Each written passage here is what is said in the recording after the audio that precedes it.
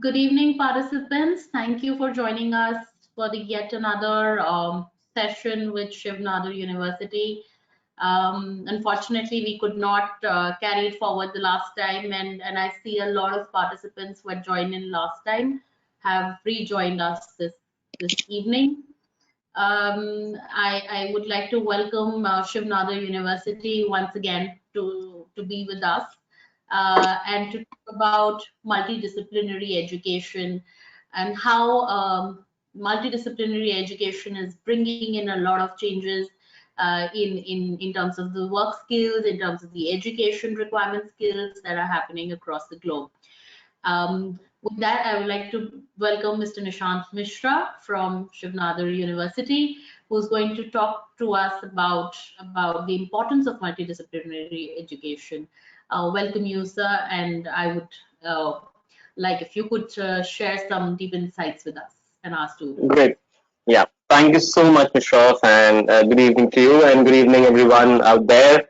I would have loved to do this session, being there with you guys, but then this is what it is, and the technology comes to our help. So this is the best way that we can interact, and I still be able to convey what I wanted to convey. But any which ways, given the first condition, we would, of course, would want either you guys to come down to our university and see it for yourself, or either we can also come down to Kanpur and convey whatever that we need to convey. So, without much ado, for the 7 past 6, let's begin with the presentation. It's a short and crisp presentation about the importance of multidisciplinary education and why is it is the need of the hour, and how it will help you sail yourself across the changing scenario.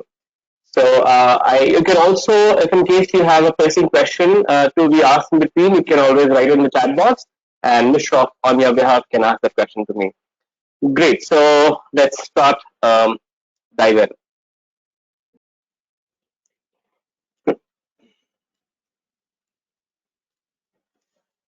Great. So I'll begin with a slide by Albert Einstein in which he said that and this particular statement was given by him in response to what Edison commented on the usefulness of the college. And so Albert Einstein said that the value of an education in a liberal arts college, you can always, in the present time, you can always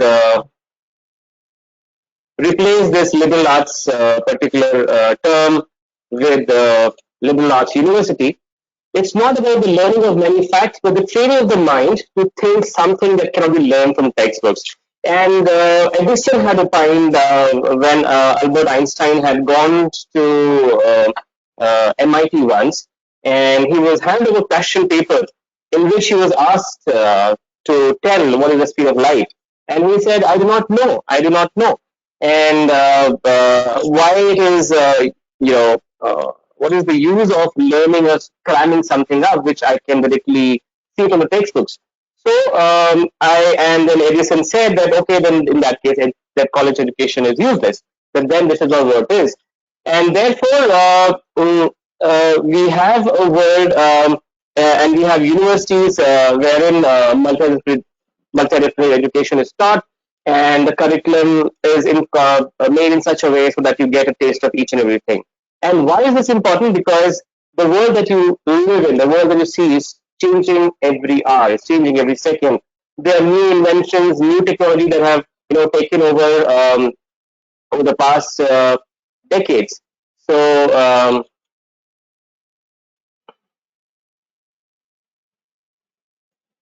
how do I Mishraf, are you able to see, because on the presentation I can see my video. Are you able to see that as my video as well on your screen? Yeah, or I you can can see just see you the presentation? and you marked an arrow. Okay, I just need to move this.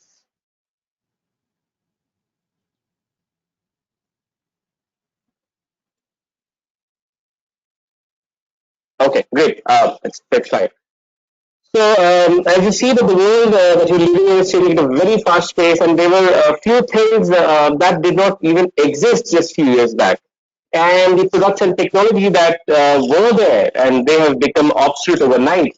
And not just medical technologies and scientific discoveries, even businesses for that matter. So one might think that I am not interested in doing a job, so how does it really matter? I have my own business to run. But then, even for that, you need to be abreast of how world is changing and what is the user demand. And one such example, you would realize that till 20 years back, we had those normal cameras in which there was a reel, and you could not get to see whatever that you've clicked for the next 36 clicks unless until those clicks were over.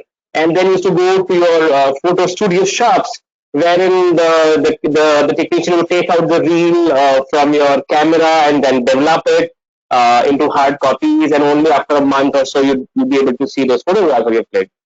And so a number of fancy studios had come up overnight, and there were really fancy studios that they used to charge huge price, 7 rupees per copy, per hard copy, that they used to develop from negative to positive. And multiple studios had come up, and it was booming business. But now, in case you see, that business does not exist. It does not exist at all. Okay, so it's not only about how things or how job scenarios are changing. It's also about the fact that how businesses are changing across domains. Okay, and it's not only about new opportunities. It's about new threats that have emerged, and you should be ready. And only the tools that exist which will make you ready would be to have a broad based education, where whatever college or the university that you choose should have that kind of a curriculum which would give you an insight on what multidisciplinary education is all about. So you see, the future is unpredictable, and it is said there's a data which says that 65% of the youth will end up with jobs that have yet to be created. So by the time you take admission in university or college, and by the time that you graduate after 4 years, there would be a plethora of jobs that would be there which you never knew like 6 7 years back. Okay, so you have to be prepared for whatever that the world is bringing to your plate, and approach to now problem solving has shifted from a specialized domain to a multidisciplinary domain.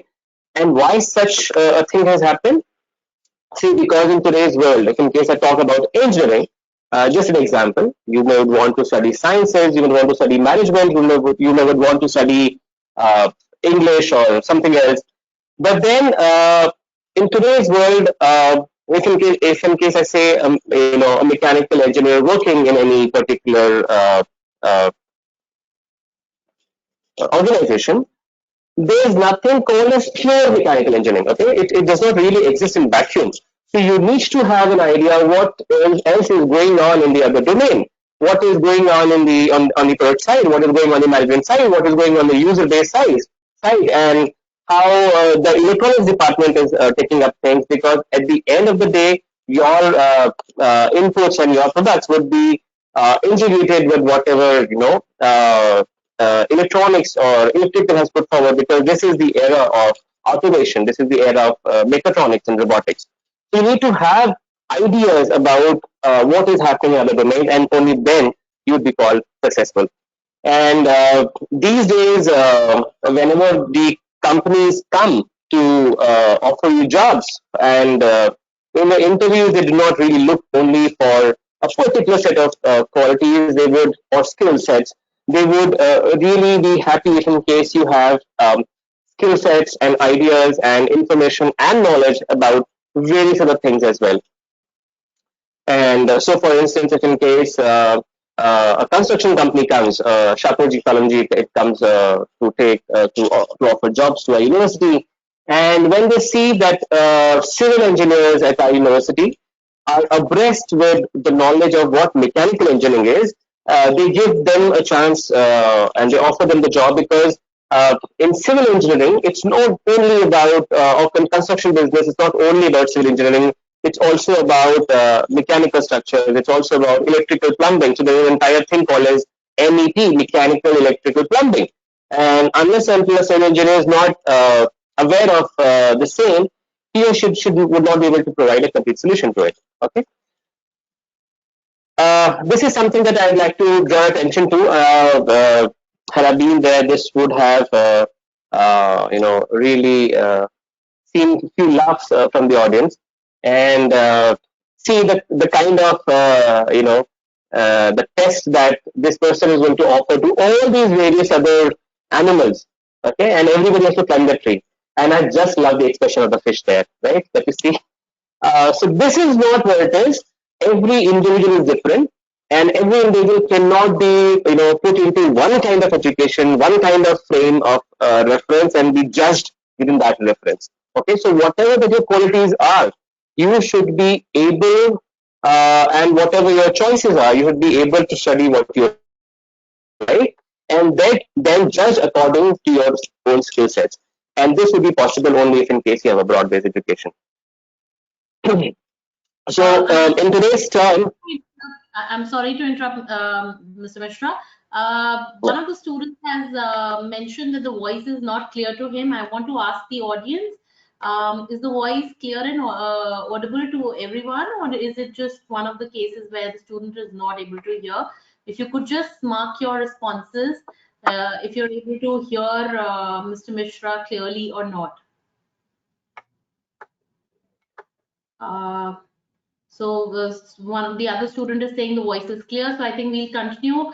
Vatsal, we'll request you if you could just check your internet connection, because the other students are saying that the voice is clear. So we'll resume. Thank you, sir. okay, thanks. Right. Of course, the bandwidth is a problem these days. So Yes. everybody is hooked on to the internet while being at home. So yes, bandwidth becomes a problem. Right.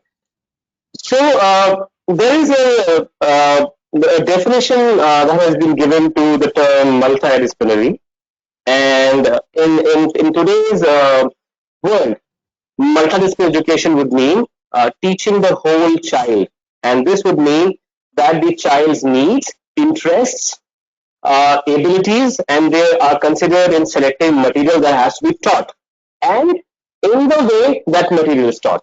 So that is important, okay, and that actually takes care of the need of that particular student. I take just a few examples of multidisciplinary education and how it helps in real products to be developed. So if in case I take an example of smartphones, so not only computer science or electronics come to the rescue of, or to the making of smartphones, um, even mechanical engineering would come to the rescue, or would be utilized in making. And how? Because you need micro machining. You need to know how those machines or those small parts are actually made, and that is possible through micro machining. Let's take architect, or let's take say life sciences. Now here that you see, it's not only about biologists and life scientists, coming to the rescue of people who need some help. It's also the entire area of biomechanics or biomedical engineering, which is there. For people having skills of mechanical engineering or electrical and electronics and communication, they come forward to make life really easy for people who would be needing prosthetics. So entire design of mechanical engineering, there's entire study which goes into the making of prosthetics. So it's not only, so there is now a person with biology and then a person with mechanical engineering, totally two unrelated fields. But then if in case you want to be successful in what you do, you need to have an idea of both the areas. For instance, I was also at one point in time working on the problem of the heart valves. Now, as a mechanical engineer, I knew about how the blood as a fluid would behave, but I never knew about its intricacies within the human body. And that is how when I tied up with a faculty or a academician from the domain of life sciences, we actually came forward with a solution to it. So it's not only about students. The entire the entire setup of multidisciplinary education actually helps the society, and that is what it is required in today's world. Okay, so the learning outcomes of a multidisciplinary education would be enhancement of critical thinking and problem solving. Now, if in case if in case I ask that these days, we are plagued by and we are still plagued by the problem of global warming. Okay, for the past 1.5 months, the situation has pretty much improved, and you would have heard about how the ozone hole got really filled up and it got healed, and the climatic conditions are now nice, and the AQI, the air quality index, has now improved because of the lockdown. But nevertheless, global warming has been a problem. And so, how do you think you'll be able to mitigate? Okay, this would have been a live question had I been with a live audience. But see, if in case you have a problem of global warming, you have to address and attack this problem from various other aspects. Okay, so one of the solutions to address global warming would be to come up with some scientific or technological solutions. So you have renewable energy, generating energy from renewable sources, from solar, from wind, from water, and then you create products that again technology coming to the rescue of it, like electrical vehicles, so which would not use fossil fuels. Um, but then only providing scientific and technological solutions, do you think you'll be able to address all the problems? No, unless until you do not you know what is the policy framework in a particular country which is governing the entire usage of the renewable energy and fossil fuels, the politics surrounding it, and the sociological aspects. You need to also understand the socio-economic fabric of a particular society. So you have to address this problem of global warming from these different aspects. Only saying that I'm a mechanical engineer, or I'm an engineer, or I'm a scientist, okay, or I am a sociologist, or I'm a humanities expert. No, so alone will not be able to solve this particular problem of global warming unless and until you address it from all the sides. That means whenever you're whatever that you're studying in your college education or university education, you should be given an exposure to all these various aspects, okay, and only then you'll be able to provide a complete solution, a holistic solution to any problem. So let's see a few examples uh, of what the future jobs are, and what are the future skills that are required. Okay, so you have heard of a term called as Industry 4.0. Okay, so what is Industry 4.0? So if in case there's something called as 4.0, they would have been something called as Industry 1.0, Industry 2.0, Industry 3.0.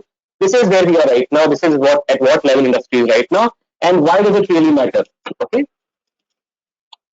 so you see that this is a particular way of grinding grains that was used in times gone by. People still use in villages, yeah. And this is a water wheel. You're converting water energy into useful mechanical energy. So what people used to do in villages, they used to harvest the energy of water, and they used to make the wheel rotate. And because of this wheel, this shaft used to rotate. And with the help of the shaft, they had the shaft enabled here, so that because of the movement of the water, this entire thing moved on its own. So they brought some amount of automation. Okay, so that can be termed as industry. This was industry 1.0, this was industry 2.0, and some amount of automation was brought in. And this was industry 3.0, where we had mechanized forms. You had motor and electricity coming to your rescue, and you had automated grinding machines. This is what Industry 4.0 is. It's not only about automating, it's also about thinking about mass production. So at one go in one unit, you can see the amount that it's catering to. So the revolution begins like this. So at the end of the 18th century, we had something called Industrial Revolution, and then we went from this thing to a particular kind of automation, and then we had robotics coming to take your charge at the beginning of the 70s, 1970s, and then this is where we are today. We are there, wherein we are now using even cyber physical systems to our aid. So I'll just skip this part, and yeah. So now Industry 4.0 is where in we have we have this internet, all prevailing internet, which is present everywhere. We have artificial intelligence, we have machine learning, we have sensors, and you may ask that if in case we have we have replaced machinery and automation and smart intelligence, everything. What about the manual labor which was there? So will it, cut jobs because there were people who were doing some kind of jobs? And what would the energy cost? Because the energy cost would increase multiple times.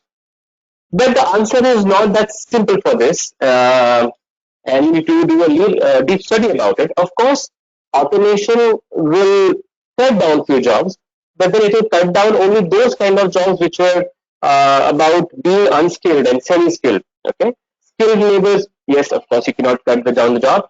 And with the advent of these particular things, the kind of job market that these things will prepare is unprecedented. So you have on one hand job market increasing, and of course, you have to think about optimization of energy. Let's take few example. In 2006, few of these things did not even exist. Okay, you see and see how the business will change. We have a company, Uber, which is all about transport, which is all about running cars and cabs and taxis, and yet it does not own a single car. We have Airbnb and OYO about hospitality business, about hotels and rooms, yet it does not own a single hotel. So you see how even the business has changed. The way that you used to do business has changed over years. Okay, and you do not have WhatsApp then, and something as stupid as Snapchat or uh, TikTok also did not exist. So and and do you know? And so, with such kind of advent, the evolution of technology, it took 75 long years for telephone to have reached the masses. Internet 7 years, Facebook again 4 years, Instagram within 2 years it reached 100 million customers, and Pokemon something again a stupid thing which took around a month to reach the user base. So you see that over the years, even if in case you develop a technology, the way the intrusiveness of a particular technology has changed and how fast things change, and you have to be well prepared to handle this change. Okay, so this of course impacts at a larger scale. Let's skip this part and let's not go to the discussion. Had I been there with you, I would discuss these things in detail, but let's see. Right. So how has this particular change in Industry 4.0 affected, apart of at the national and global level or at a societal level, at an individual level? Okay, you may also question about the identity, about morality and ethics. Also, has it a connection? What about the human connection? So now this particular part, which is there, which is again a problem about how the world is changing. How would you address this? And as I said, you to be in a position to be able to address and provide a complete solution, you have to have knowledge of how a society functions, how human mind thinks, what is the socio-economic fabric of that particular society, and that you will get from the liberal arts education. So while you are imparted scientific education or engineering education in any university or college, if in case you're not offered courses and subjects from humanities, you would not have that human connection. And again, the problem at hand, you will never be able to provide a complete solution to it. Okay, so in 2015, so yeah, in case you need to be relevant, these were the few things that had come up, which would make you relevant. But in 2020, you need to be an expert in critical thinking, in complex problem solving, and not only in technical things, you also need to be good in coordinating with others, something called as emotional intelligence, judgment and decision making. So if in case you want to have all these particular skill sets in you, you need to have something which is called as multidisciplinary education coming to rescue. So if in case we had Industry 4.0, I would have something called as University 4.0. So we had University 1.0, when we had the Gurukul system. Very nice and effective way of particular teaching, but then it was not scalable. Then we had in University 2.0, when we had, somebody standing at the stage and delivering lectures. Yes, 200 audience, 400 people. Good in terms of scalability, but then the effectiveness was lost. And then came, University 3.0, wherein there was a teacher who was on your side, and much discussion was made on the teacher and student ratio in any particular university. So, dear students, while selecting any particular university that you would want to choose for your um, education ahead, one very important aspect to choose or select a university is to look for the student and teacher ratio. Okay, this is very important. And if in case you do not have this ratio as a good ratio in that university, then of course you do not have an effective education. Uh, the UGC recommends 15 is to 1, 20 is to 1 is also okay. But at Shiv Nada University, we have gone even a step ahead, and the student teacher ratio in our university is 10 is to 1. And that is something that we are really proud of. And then, of course, University 4.0, where you had flipped classrooms. So the kind of mode that you are right now engaging in. So that can you sitting at your own, comfort at your own places, the teacher, or you watching your own videos and lectures and then going prepared in the class. So flipped classroom. That is what University 4.0 is all about. And this was a famous quote by a person. Normally I ask who said this. This was said by Confucius. I hear and I forget, I see and I remember, I do and I understand. And if you do, only then you'll understand. And the education in any university and college education should be about this, making you do few things so that you understand it really well. Okay, so I have taken example from my university. SOE would mean School of Engineering, under which we have these branches: Computer Sciences, Chemical Engineering, Civil, Electrical, Electronics and Communication, Mechanical. School of Humanities, Social Sciences, we have English, History, Economics, Sociology, and few other things, international governance. While delivering the knowledge and information session on university, I'll let you know. School of Natural Sciences, Physics, Chemistry, Maths, and Biotechnology, and School of Management and Entrepreneurship. We have such specialization in BMS and at MBA level. Okay, so let me go take you through a few job scenarios. If in case you want to be an expert or expert in financial banking, or if in case you want to become a financial banker, then what all particular aspects from all these courses, subjects, and streams that you think should be an important part of education at college level? Okay, so finance is important. Maths is important. Maths you see coming in almost all the examples, and that is really important for you to be a good financial banker. Okay, so you see one major course from this particular management school and one major course from School of Natural Sciences. Only when you have a good combination of these things, then along with the knowledge of economics, you will become a great financial banker.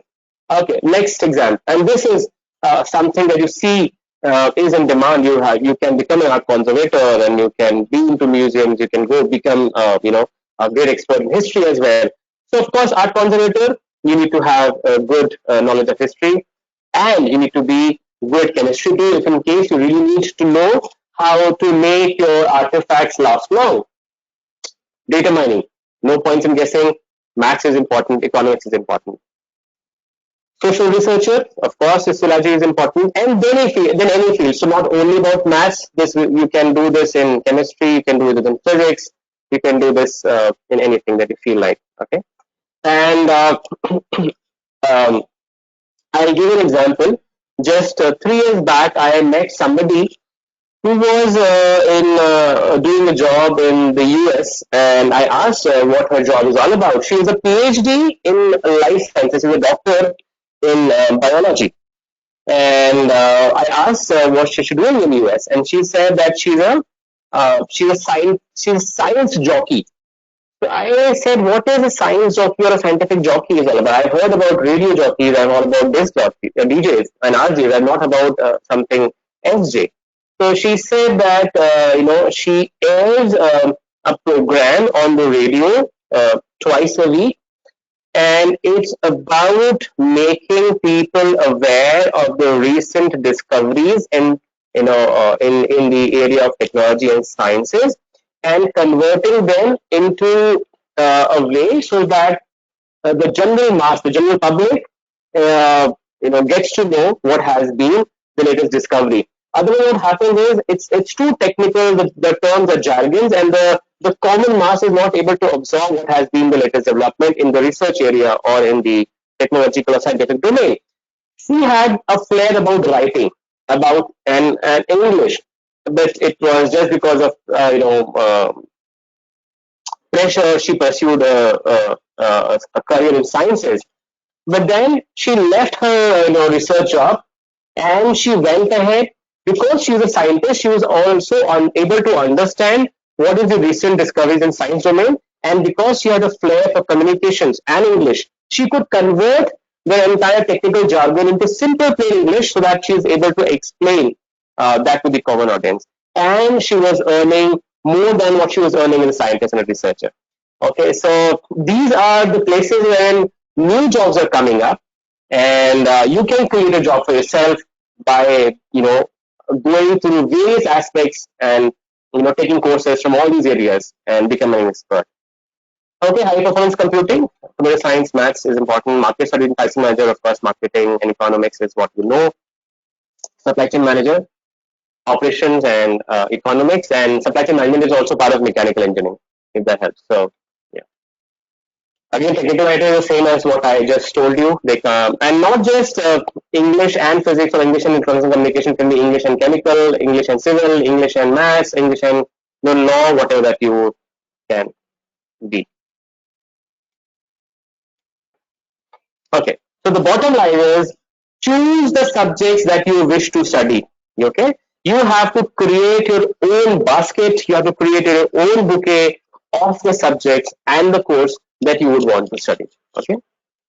And how do we achieve that? Okay. So you can very well be studying computer science, but at the same time, you can take up few subjects on economics, few subjects on English, few subjects on marketing, and so on and so forth. Different combinations, and you would be an expert when you would graduate, and you would be well received in the market. So let's see, how do we achieve this particular kind of education at SNU. SNU would mean Civ Nada University, and we are very happy to say and let you know that we have been chosen as the institution of eminence. This was a scheme that was set up by the government of India, wherein 10 private and 10 public institutions were supposed to be given complete autonomy, not in terms of academics as well as administrative things. And we are one of those. So the list is still not out. There are only 16 institutions that have been announced. We are one of those institutions that was announced in the first phase as the Institute of Eminence. So even the country has now recognized us our good work that we're doing in the field of education and research. Before letting you know something about our university, we should let you know that we are part of this bigger Shivana Foundation. And under this foundation, we have our university. And apart from the university, we also run uh, two chain of schools. Shivana School is, of course, for the people who can afford education. And we have number of chain of schools in Gurgaon and then Noida and then Faridabad. We also have a chain of schools which is called as Vidyagyan, and one such school is just right next to Kanpur and Lucknow, which is in Sitapur, and one such school is in Bulandshahr. And we take students from the poorest of the poor background and who's good in studies, and we take him with us in class 6, and we keep the student with us for the entire duration till he or she graduates in class 12. So this is how we are also helping the society, and the kind of development that these kids have during those 6 years is phenomenal, and they end up landing in very good universities. You come to us, you go to abroad. So those people who never had the means to have two bread for two times, now they're landing at such good places. Okay, so we call a university as a comprehensive, multidisciplinary, research focused, and student centric university. So, what do we actually mean by comprehensive? So we are not IITs focusing only on technology. We are not ISRs focusing only on sciences. We are not IIMs focusing only on management. We are just a combination of all of this. Okay, and it's not just having these particular aspects in a university. How to integrate them for the better, education and how the education is imparted. I gave you very good few good examples in the past slides, and you'll see how do we actually achieve this multidisciplinary education going forward. It's a research focused university. Now you may ask that at undergraduate level, at BTech level, at BSc level, at BA level, at BMS level, what actually is meant by research focus? It's as till date you have heard research as something for the PhDs and for the masters. We have a great talented pool of academicians and researchers that we have at the university. I am one of the professors there at the university. I'm one of the oldest professors at the university when the university began in 2011. And most of the faculty that are there, in fact, all the faculty members, they are great academicians, research at their own area, and they have done their PhDs from a lot of good places across the globe. And so whatever that they teach at even at the BTech level, at engineering level or sciences level or whatever level, they bring in their teaching about what has been the latest development in that area. Okay, and this is how the students, while studying the normal courses, I mean these kind of courses are taught everywhere in all the universities and colleges. But then while studying those courses and subjects, you will also get to know what has been the latest development, what is the latest research that is going in that area. And there is one such program which we fondly call as OUR program. I'll tell you in a bit what is that all program all about, wherein we engage students to enroll for a research project from the second year onwards. And it's a very popular program. I'll tell you in a bit. And it's a student-centric university. So everything that is there in the university is for the students and is by the students. So we do not actually call our kids as bachas or as some as our students as kids. We take them as mature individuals who are ready to make their own decisions and should be responsible for their own decisions. And so we have a full-fledged student council at a university. We have a president of student council, we have a vice president of student council, we have a culture secretary, technical secretary, sports secretary, and who lead all such student bodies and who make their own decisions. We have a transport committee managed by the students. We have a hostel affairs committee managed by the students. We have a mess committee managed by the students. So that is where the students they take charge and they also develop alongside. We established in 2011 and we have 5 different schools. I had shown you what those all schools are about: the School of Engineering, School of Natural Sciences, and so on and so forth. And under those schools, we have 24 departments, and we have individual 6 research centers also, which has faculty members from all these different departments coming and working on a common research problem at hand. And not many students they go and get associated with one of the research centers and do a live project with these research centers also. We have a diverse student body of 2,200 students, and we have around 27 states represented on campus. We have students from 27 different states and union territories on campus, and also international students from US, from Dubai, from Nepal, and few other places. We have a sprawling green campus of 286 acres. And you have to be there to believe it what kind of campus that we have. We have our own small pond and a lake, and which attracts migratory birds in the months of right from the months of November till March. And we have a huge diversity in terms of flora and fauna at the university. So yes, and as I said, we are a 200 strong faculty member, more than 200 faculty members at university, and you can see the kind of student teacher ratio that develops here. Of course, this also includes PhD students. Yeah. And as I said, that we believe in complete holistic education, and no education is complete if in case you're not physically active and physically fit. And to promote the same, we have a great infrastructure for sports. This building that you see here is actually our indoor sports complex. It's a real photograph of our indoor sports complex. Apart from this indoor sports complex, this houses, a convertible basketball court, a volleyball court, a badminton court, a squash court, not many things. And it has also a jogging track of 200 meters within this entire court, within this building. We have not many number of outside open air courts as well. So what makes us unique? As I said, multidisciplinary curriculum, and I have told you why this is really important. How do we achieve this? I'll tell you in a bit. We have a world-class faculty, diverse student body. We have a very open culture. So there is no hindrance or no inhibition for a student to approach a faculty whenever he or she has a query. So the faculty members, the staff members are always open. We work 24/7 with the students. And for instance, I am on Hike. I don't use WhatsApp. I'm on Hike. Hike is an Indian version of WhatsApp, and better technology too. And all my students are there on Hike, and they keep pinging me till 2 o'clock in the night also, and they are awake till 2 o'clock, and we're working on a joint project, and they keep pinging me their problems, and I keep replying to them.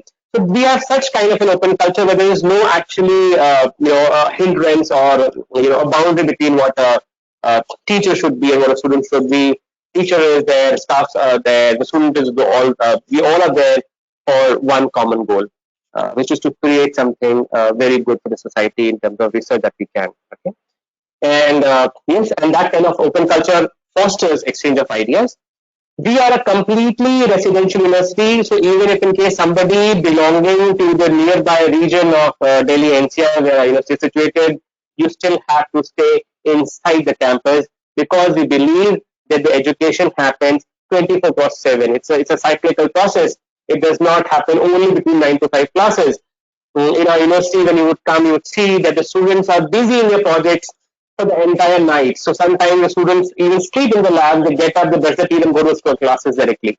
So we believe in getting your hands dirty. So unless and until you don't get your hands dirty, you don't have practical exposure, you would not be able to absorb what has been taught to you. So we believe in class learning, and we also believe in out of the class learning. And for that, you have to stay inside the campus. There are few classes that go on even till 9 p.m., 10 p.m. in the night because we have a very broad-based curriculum.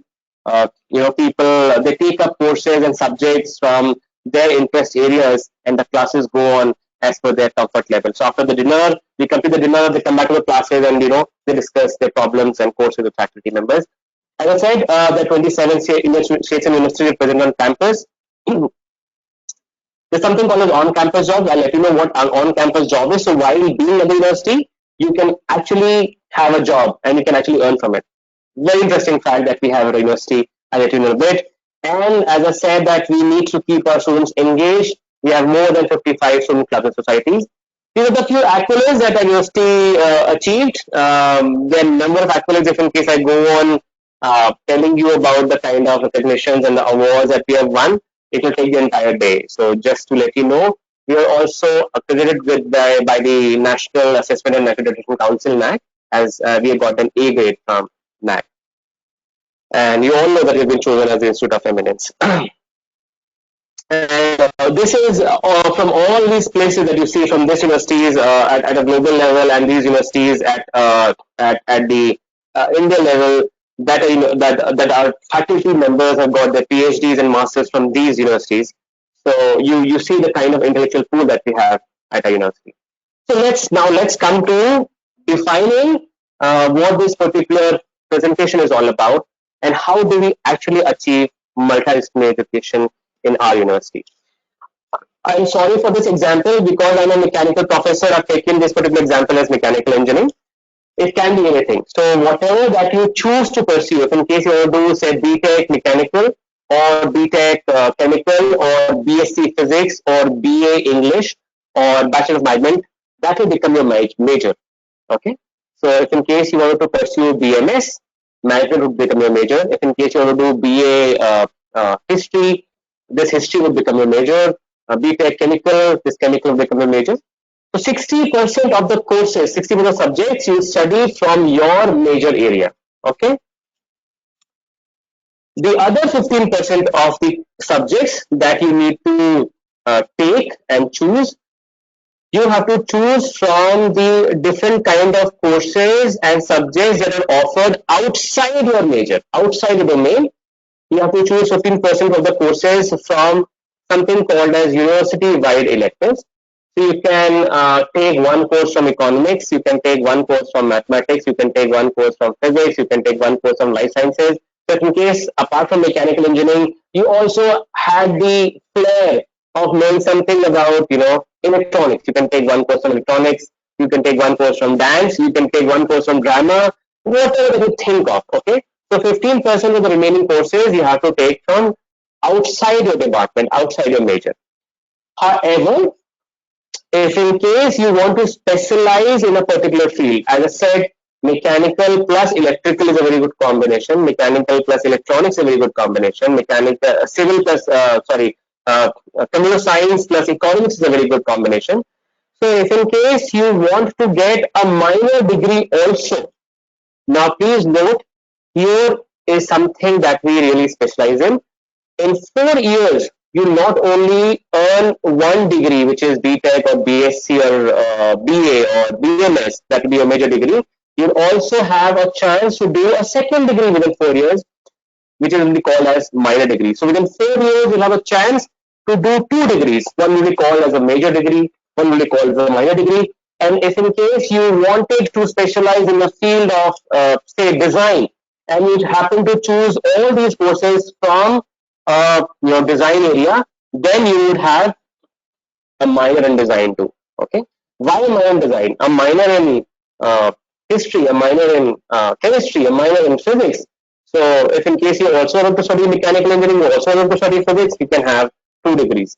Minor in music, minor in uh, sociology, minor in whatever field that you want to choose, economics, minor in business. Okay, I'm so you'll sorry have to two degrees.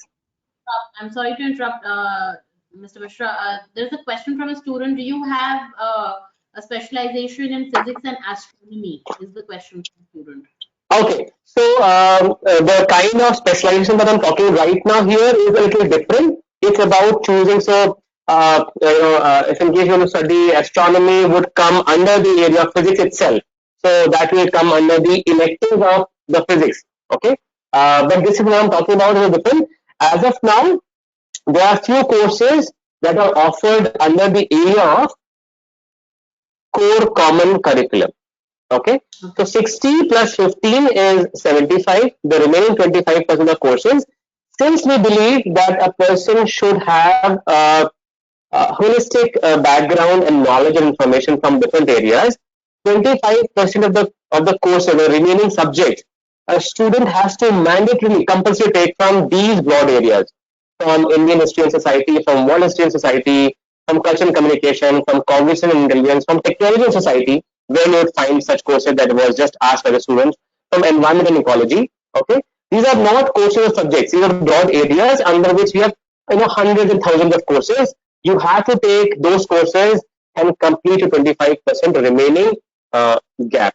Okay, and that this particular thing then actually aids in something which is called as multidisciplinary education. You see, about 40% of the courses the student is studying from outside his or her domain. And since the question was there about physics, and then within physics, a question about astronomy, not only we have something called as minor degree, we have something called as specialization, that the student just asked. So within mechanical engineering, we have a specialization in energy. We have a specialization in computer-aided techniques. We have a specialization in production engineering, and so on and so forth. So every major, so chemical engineering would have its own specialization. Electrical electronics communication would have its own specialization. Physics would have its own specialization. Chemistry would have its own specialization. So at the end, your degree would finally read major in something, major in physics, say with a minor in chemistry, with specialization in semiconductor devices, with a specialization in something area of your own choice within the broad area of your major specialization. So that is how we really achieve multidisciplinary education. You get to know about different areas, and within your own area, you also specialize in a particular domain, a particular area, and then for your masters, you can go and do your masters in that particular specialization that you just did for your major courses. Okay. This is what I talked about, which is the OUR program, which is the Opportunities for Undergraduate Research.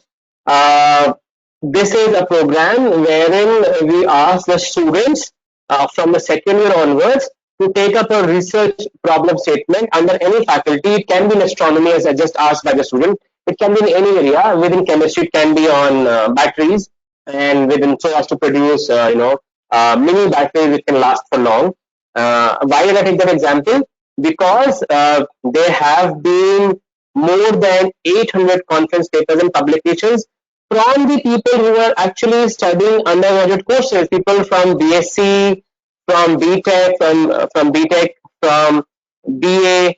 There have been 800 conference papers and publications from this team, and they work on this particular problem area for 1 year, and the university funds the entire project. We give you money to pursue your own research area and also to specialize. This battery project was actually done by an electronics and communication student. I'm sorry, electrical and electronics student under the mentorship of a chemistry faculty, and they published a paper which has an impact factor of 5 in a journal. Okay, that was an achievement, and that is you see the combination: electrical and electronics engineering students working under the mentorship of a chemistry faculty, and they're jointly working on something which is a translational nature, which is the need of the hour, and we have filed patents also on it, and people are earning because of this patent. Okay, coming to our university, in School of Engineering, we have these 6 branches. I just told you: chemical, civil, computer science, electrical, electronics, and mechanical. In School of Humanities, Social Sciences, we have BA research programs in English, History, Sociology, International Relations. So the correct pronunciation of this term is not sociology; it's sociology. Okay, no matter how rustic it sounds, the correct pronunciation is sociology. It's not sociology. And we have a BSc research program in economics and economics and finance that was just launched this year. You will note that we have this term research associated with it. The and the main and the reason behind writing such research thing here is that we, as I told you, we're a research-headed university, and the minimum duration and the maximum duration to do these BSc or the BA research programs vary from 3 to 6 years. Though we recommend a 4-year program even for BA and for BSc. Now, why do we do that? BA and BSc are typical 3-year program anywhere, but it's 3-year at our place also, if in case you can do a fast-paced program.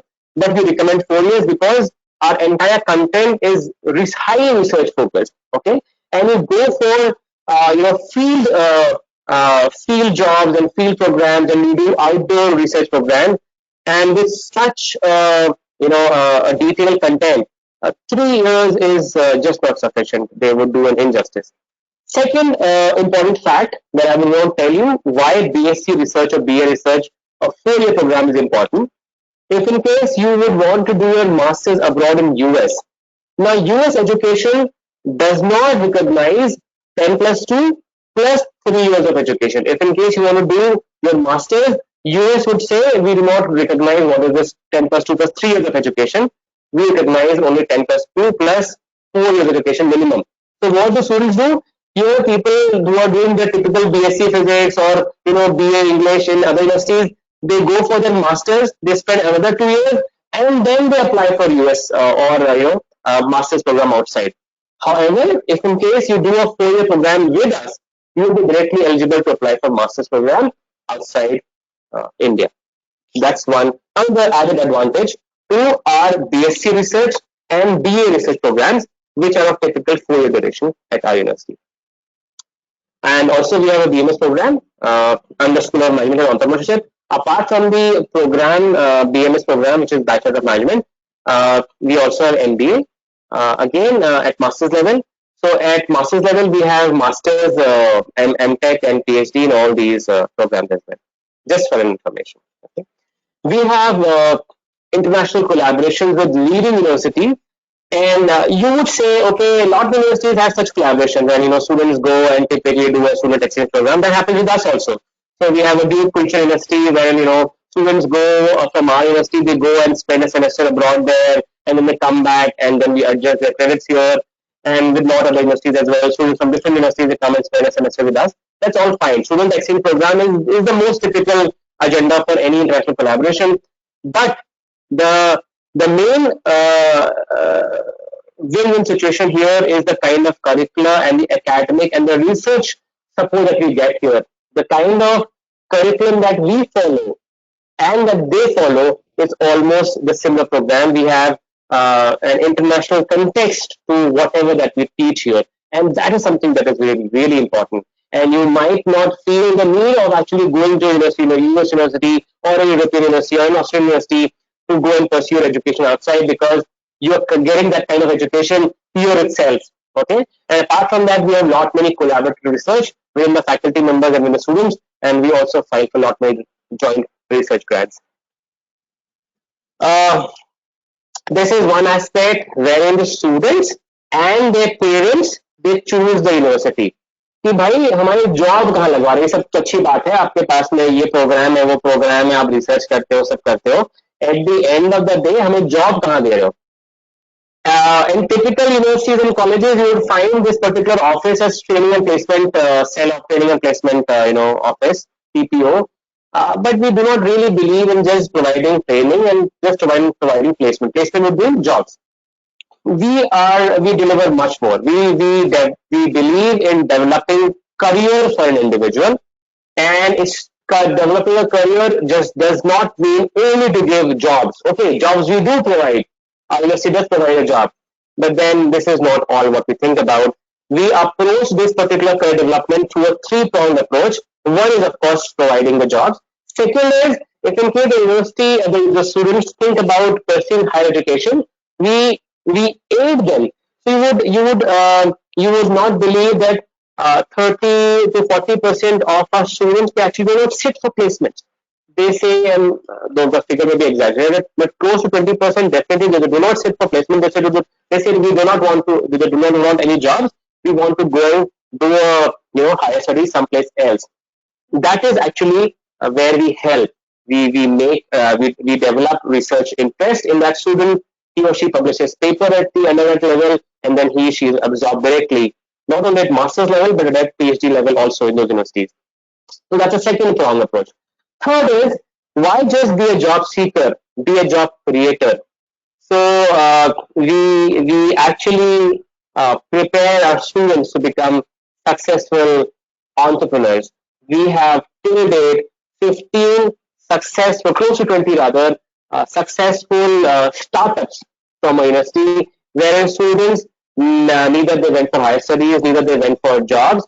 They created their own companies, and they now are actually hiring from a university. So that is how success stories happen at our university. Okay. So on an average, yes, we the placement average is 84.5%. We have been able to provide over all these years.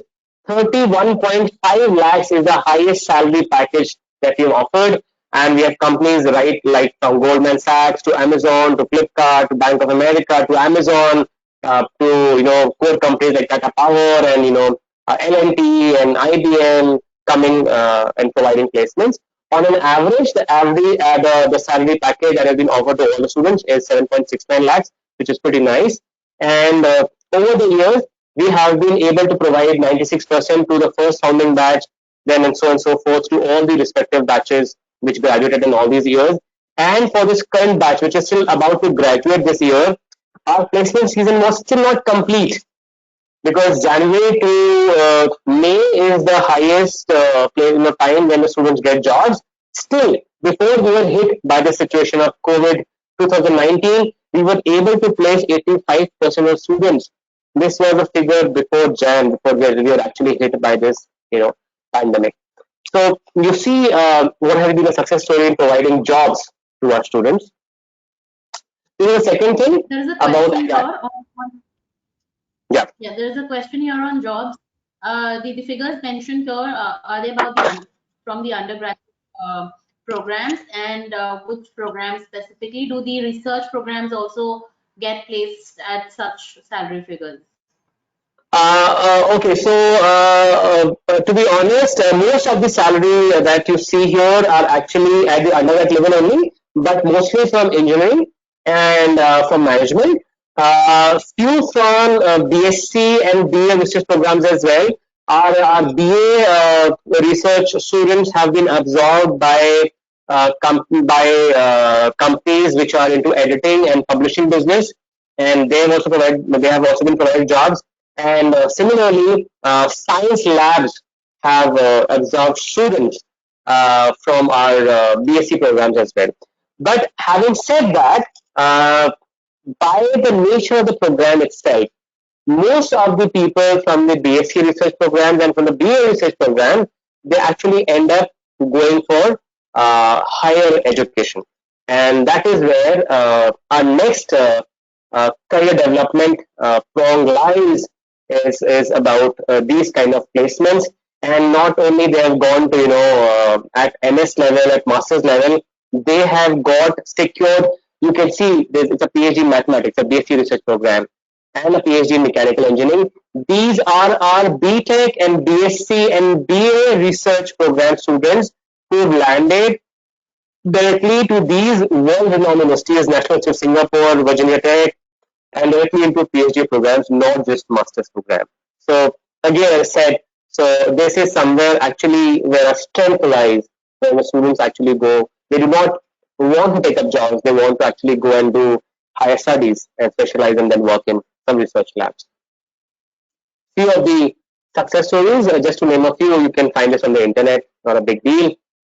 And as I said, on our campus, we believe in providing professional education to you, and we want to make you industry ready, and we want to give you a feel of how a work environment and a work culture is going to be when you are working actually in a real work environment in a real company, and start preparing students right from the second year. So from the second year onwards, our students can apply for jobs within the university from marketing and admissions team, from library team, from the software development team, from the infrastructure development team, and so they have around whatever 20, close to 20 hours to, I mean, depending upon the kind of hours that the student has, apart from the academics, his or her academics, he or she invests in a week or in a month, and he actually gets paid for that particular work that he has done with these particular sub teams of the university. And there's actually a time sheet that they need to fill at the end of every week, that they've done a job for these many hours, and they get paid for those hours. They have to come in formal dresses. They need to report to these offices, work in a professional environment, and earn at the same time also, and get a real job feel while studying. There are more than 55 student channel societies, right from technical clubs. I'm the faculty advisor for robotics club. I'm the faculty advisor for automotive club, for automobile club. We make fanciful cars and robots at the university. And I'm also the faculty advisor for not many other. This is the one the club informal is the dance club.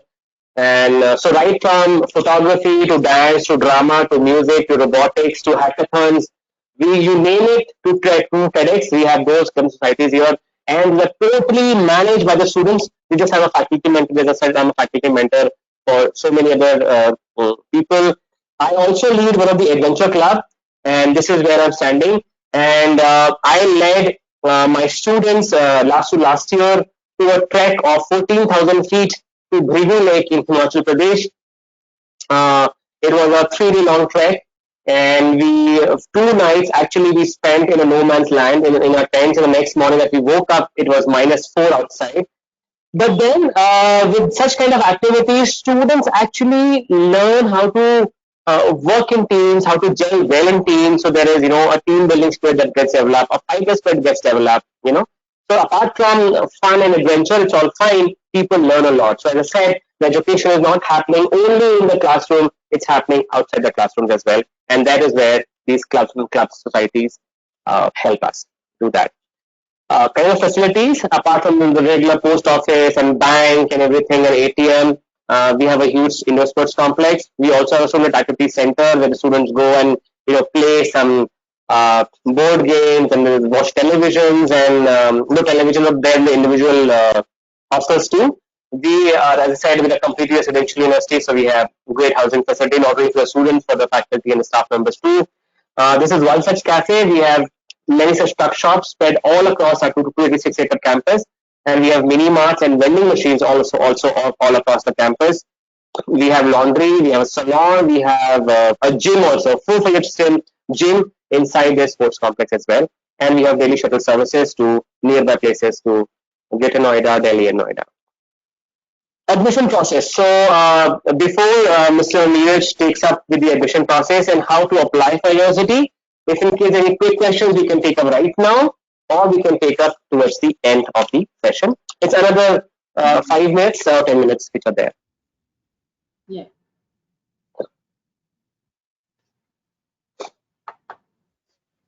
So any quick questions, or should we go ahead? No, we should go ahead because I think the kids are waiting for the admission process only. Right. So, Mr. Neeraj, would you like to take this forward? Sure. Thank you so much, Yeah. sir. Thank you so much Yeah. for your time. Yeah. Thanks, Riti. So I'll just begin with the admission process. As you are aware that we are having School of Engineering with 6 major streams, which is chemical, civil, computer science, electrical and electronics, electronics and communication, and mechanical engineering. So the process would be there are 3 options through which you can go ahead and admit yourself. So first would be the JEE mains, which is if you are scoring more than 80 percentile, you're eligible for a direct offer, which means that you are automatically admitted. However, there is a certain cutoff which will be applicable for admission in each process. So in that particular option, the first option which I'm referring to, so SNU SAT and APT, which is our own test, so you're exempted from that. You need not to give that particular test. So that's an added benefit. Second option would be through your SAT score plus the interview. The candidates can apply through their SAT score, and the shortlisted candidate will be automatically informed by the department themselves and after their final selection. So there would be an interview which would be conducted. Third option would be the SNU SAT and the APT, which is our own internal test conducted by our test partner, which are Pearson VUE. So the candidate scoring less than 80 percentile in JEE will have to appear for the remote proctored SNE SAT and APT. So in that, interview is no more required. However, all the 3 options are applicable provided you have PCM score more than 70 percentage in your grade 12. So you'll be given an offer letter. However, it would be only applicable if you're scoring more than 70 percentage. So that's a benchmark basically. One more thing about SNU SAT and APT. Sorry. This is for the CBSE and ICSE board students. How about the IGCSE board students? Because we have an IGCSE board school also in Kanpur. So IGCSE, again, we are taking the PUM percentage uniform marks. The CBSE and IC is there. For everything, for details, if you click on the, there's a link which is mentioned underneath. I can share it with you. You can share it with the student. They can click on that and they can see every board has a different percentage like that. Like you said, for IGCSE, it would be PUM and IB has a different score. Okay. So I've taken the CBSE and ISC because that's basically major chunk of the students. So that's the reason. Coming to the tuition fees, if you talk about School of Engineering, has a tuition fees of 1,50,000 every year, which makes a total of 6 lakhs as a tuition fees. And the hostel, mess, accommodation, laundry, everything will be costing you 5,75,000 for 4 years, which is divided into 4 different. You have to pay it yearly. 575 in total for your hostel, food, accommodation, laundry, everything, and 6 lakhs as a tuition fees. So if you talk about engineering, it would be 11,75,000 to be precise. Right. So, sorry to interrupt you here in between, and just don't get daunted by this fact that you have to pay this much. There are a lot of scholarship schemes also available at the university. They met the means, and you can also apply for the same. Thank you, sir. Please go ahead. Yes, so I'll cover. Thank you so much, sir. So I'll cover that particular part also because I've added that particular slide also in this. And coming to the next one. Oops. Yes, School of Natural Sciences. So Okay, so we I have am a changing the slides for you, Neeraj sir. Yeah. So, if in case I'm you sorry. want to share your screen, I am changing the slides for you. So, if in case you want to share your screen, maybe you can do that because I don't think so I have the slide in my presentation. You're fine? Perfectly fine. No problem. You Okay, can sure, take care of sure. it. Right. Yeah, sure. Thanks, Okay. thanks. School of Natural Sciences will offer a BSc research program in physics, chemistry, maths, and biotechnology. If you say sir has already explained, it's a research-based degree. Normally, research happens at the master's level. We are giving it at the undergraduate level. That is the major difference it is. Coming to the admission process for natural sciences, again there are three ways you can get into Shiv Nada University. First would be the option one. If you're scoring more than 80 percentile, there would be an interview after that. The candidate scoring more than 80 percentile or equal to are eligible to apply. So the shortlisted candidate will be contacted for the online interview by the department. So you can, they will automatically be contacted. Second option is the SNU SAT plus APT plus the interview. SNU SAT APT, as I already explained to you, it's our own proctor test. So you'll be sitting on your computer. We can understand your COVID situation. So you'll be sitting on the system yourself. We are making the necessary arrangement. There's a bit of delay because of that particular thing. A test partner is working on that. From 8th May onwards, in case you have scheduled your SNU SAT, the physical SNU SAT, so it would automatically be cancelled and a new date will be communicated by the PSMU, our test partners. So that is what the difference is. So you will be communicated by them. You need not to worry in case you have already applied. So you will be contacted, but that would be happening after 8th of May only. So option two, which I'm referring to, the candidate scoring less than 80 percentile in JEE and without the SAT score will have to appear for the remotely proctored SNE SAT and APT. The online interview will be conducted by the department, so they will be contacting them. Option three would be the SAT plus interview. The candidate can apply through their SAT score. The shortlisted candidate, as I explained to you, they would be contacted by the department themselves for a final selection. The fees for natural sciences would be 50,000 per year as a tuition fees, which makes in total of 2 lakhs rupees for 4 years. And hostel and mess and laundry and everything would be same, 5,75,000. In fact, this is same for all the 4 schools which are offering. School of Natural Sciences, Humanities, Management, Engineering, everything. So 575 is the fixed charges for living expenses. So this is all about the natural sciences. If you see, there's a link to apply for that. And again, the School of Natural Sciences, the basic eligibility would remain. I'm sorry, it's written wrong here. It's not PCM. It would be aggregate of 70% in your class 12 score. So aggregate of 70% of your class 12 score. Fine. So we can move on. Next slide. Now coming to School of Humanities and Social Sciences, we are offering BA Research in English, History, Sociology and International Relation, BSc Research in Economics, and our new program which is Economics and Finance. The admission process would be, there are two ways you can go ahead into and apply with these two options. First would be the SNE SAT and APT, our own proctor test plus the interview. Again, the shortlisted candidate will be informed regarding the interview and everything by the respective department who are eligible and for the final selection. A second option would be the SAT plus interview. The shortlisted candidate will be informed regarding the online interview. So you need to apply through your SAT score. The benchmark of the SAT score would be fixed by the department themselves. It is applicable for all the schools. So it is not fixed as of now, but seeing the trend of the other universities is around 1050 is the benchmark which the other universities are taking as a SAT score. Again, these two options are only applicable if you're having more than or equal to 70% aggregate in your grade 12. Even if you clear everything and you have got the provisional offer letter, you are still waiting to get a final offer. You'll have to wait to get the final offer provided you have a 70% aggregate in your class 12. So tuition fees remain the same. It would be 50,000 every year. it would be 2 lakhs for 4 years, and the living expenses remain 5,75,000. I'm sorry, Kriti, you were asking something? Yeah, there's a question from a student saying that for economics and finance program, does the student need to have maths in 10+2? Yes, maths is important. If you go ahead on the website, you'll be able to find all the required details. So maths is obviously important because economics and finance, obviously, math is the benchmark for it. You need to have maths.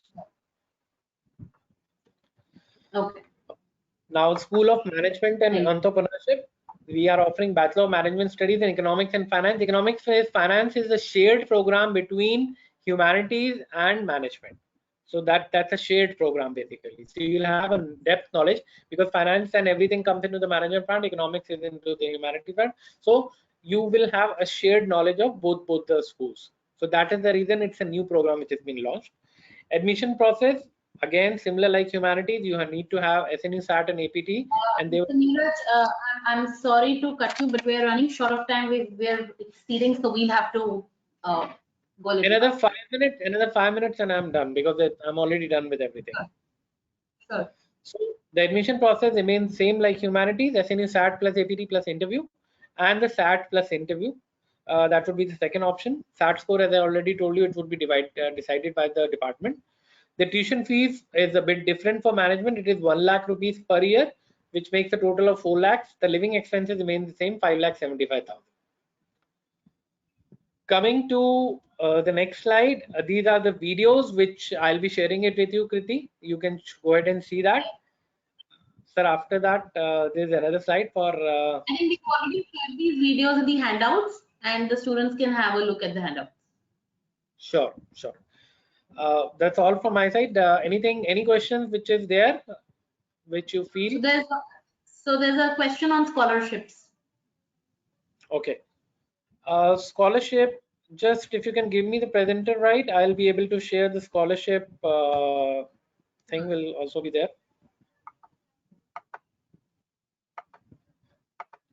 Done. I've shared. Yeah, stop sharing from my side. Yes. So I've changed the presenter to Mr. Neeraj, so he'll be able to share his screen. Okay. Can you see the scholarship? Yeah. Great. So now if we talk about the scholarship, it's only for a gifted student scholarship. So that comes into the two part. One would be the top 100 rankers in the class 12 CBSE and IC and Cambridge board. IB board more than 42, and the Inspire Fellows for top 100 rankers in the class 12. If you talk about SHE scholarship, there would be a GE Advanced top 50 rankers, Kishore KB PY fellowship scholarship. These are some of the scholarship as a gifted scholarship. There's another scholarship which is called merit cum mean scholarship. First, it would be you need to be eligible. The merit scholarship scoring, the student was scoring more than 92% and above in class 12 board marks, they are eligible to apply for it. It would be depending on availability and everything. So if you see, the university extended support to the help student who are economically challenged based on the performance in 12th, means and eligibility and fulfillment of program wise selection criteria, and they'll be eligible for a scholarship up to 100%. So one is eligibility merit and second is eligibility means. So the family income below less than 8 lakhs per annum, we consider the PCM score and aggregate of the other schools as 70%. That's a benchmark again. The candidates have to qualify both the eligibility criteria to merit cum mean scholarship. And third is the rural scholarship. So there are multiple schools. The family income should be less than 3 lakhs of income. If you go on the website, because I'm not able to cover that in the entire slide, so there are a list of schools who are eligible for the rural scholarship. If your school is listed into that particular thing and your household income is less than 3 lakhs, you are eligible for a rural scholarship. These are the three kind of scholarships which we are offering.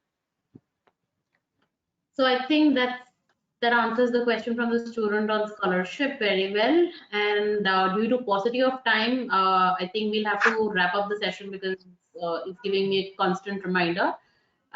Thank you so much, Shiv Nadar University, to spare your valuable time with us under the COVID situation and brief our students. We would also be sharing the complete recording of the webinar on our YouTube channel for all our participants and people who registered but could not attend the session, and hence they can now view it. Thank you once again for joining us. Thank you so much. And whatever queries that you might have, you can always shoot it back to us, and we can get back to you with answers. Thank you so much, Nishant sir. Thank you so much for your valuable time. Yeah, Appreciate it. thank you, everyone. Yeah, thanks. Thanks, Shriti. Take care. Bye bye. Bye.